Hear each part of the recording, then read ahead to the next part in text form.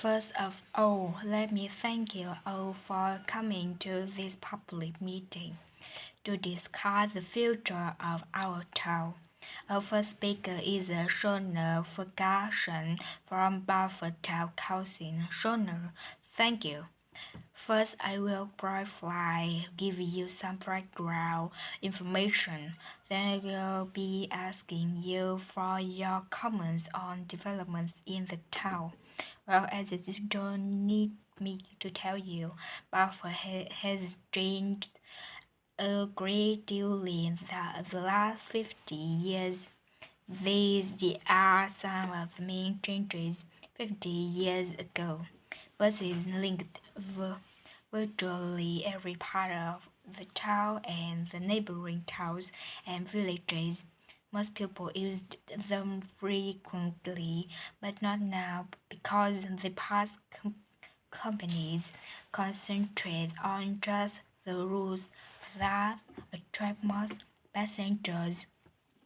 So part of the town are no longer served by buses, even replacing old uncomfortable buses with smart new ones has hardly to impact on passenger numbers.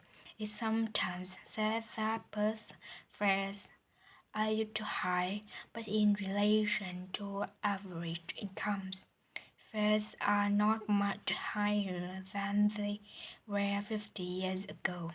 Changes in the road network are affecting the town.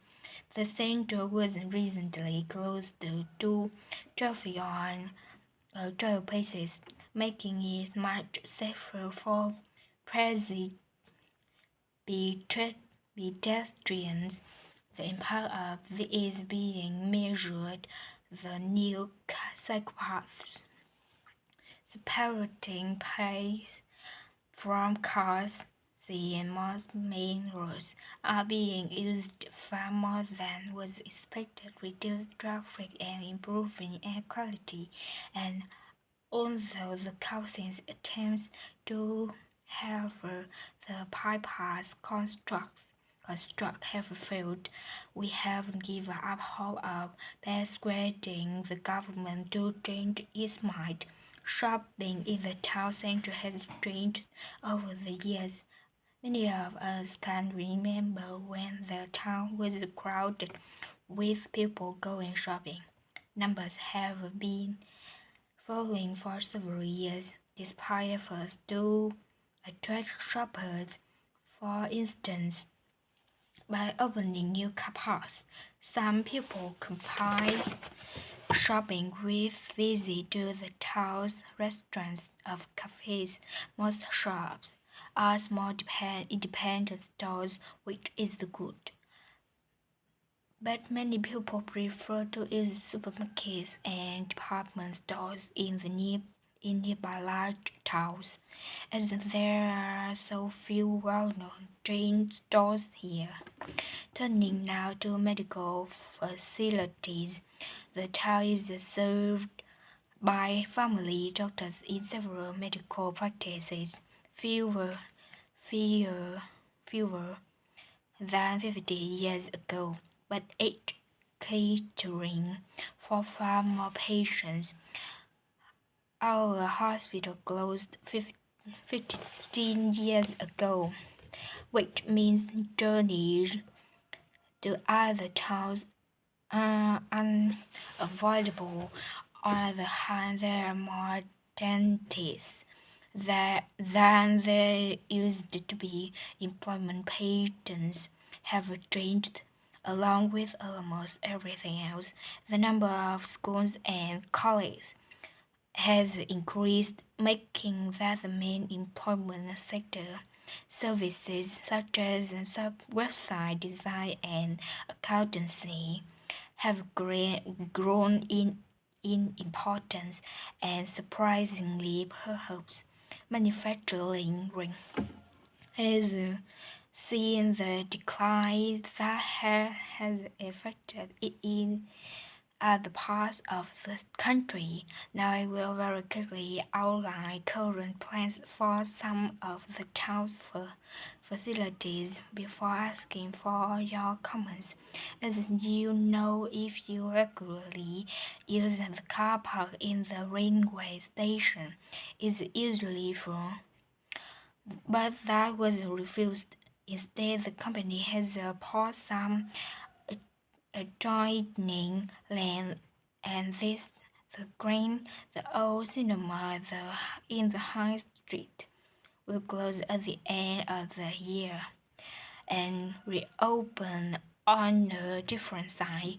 You have probably seen the building under construction. The plan is to have three screens with fewer seats, rather than just the one large auditorium in the old cinema. I expect many of you shop in the indoor market. It's become more and more sharp looking, and because of fears about safety, it was threatened with demolition. The good news is that it will close for 6 weeks to be made safe and redecorated, and the improved building will open in July. Lots of people use the library, including school and college students who go there to study. The council has managed to secure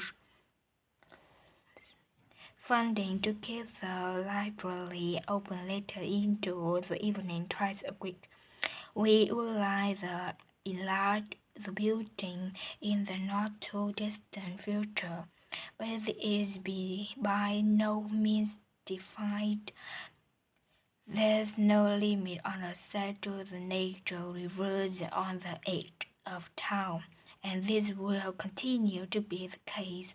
What will change, though, is that the council will no longer be in charge of the area. Instead, it will become the responsibility of a national body that administers most natural rivers in the country. Okay, now let me ask you.